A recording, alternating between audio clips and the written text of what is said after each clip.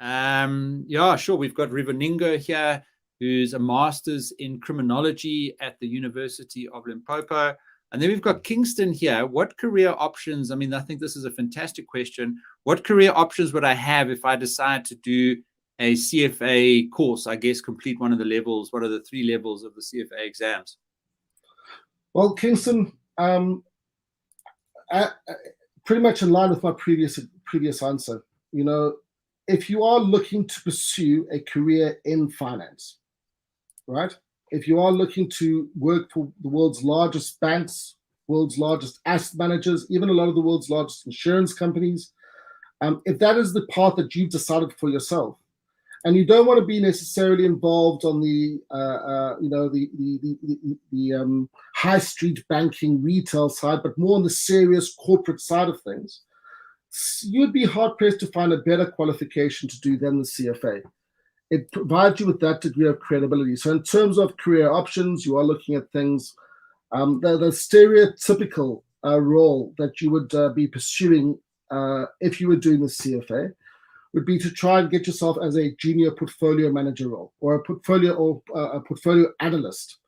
Those are the kind of guys who are going to be looking at shares and bonds and derivatives and analyzing them, providing recommendations to their managers as to whether or not they buy, sell particular shares, make those acquisitions, etc., etc. So it's portfolio management roles, it's analyst roles, generic business analyst roles.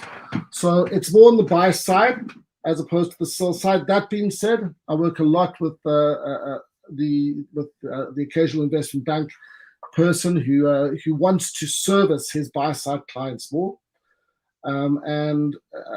Again, it just gives you credibility. So if you are in wholesale finance, if you are in the serious side of finance, not so much high street banking, that side, but more in the wholesale finance world, everybody knows the CFA. It is just one of those qualifications that is, if you're going to work in any major financial center like New York or Hong Kong or London, they will know the CFA.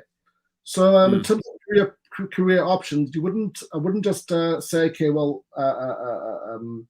what particular role are you looking for? But where in the world would you like to work, right? I know what it's like to have the Green Mamba passport, all right, and how restricted that was for me initially. Getting the CFA and the charter for me was a very important step to ultimately being able to travel the world. And even though I went to the best business school in Africa, nobody really understood who Wits Business School was when I came to London. You know what they did know? They did know the CFA. Wow. So it gives you that international passport, right? And that, I think, is you cannot value that more highly. If you have aspirations, perhaps to work abroad, I think, and you want to work in finance, doing the CFA and then working in a non-finance related industry, if you're going to be, looking to work for the airline industry, for example, don't do the CFA.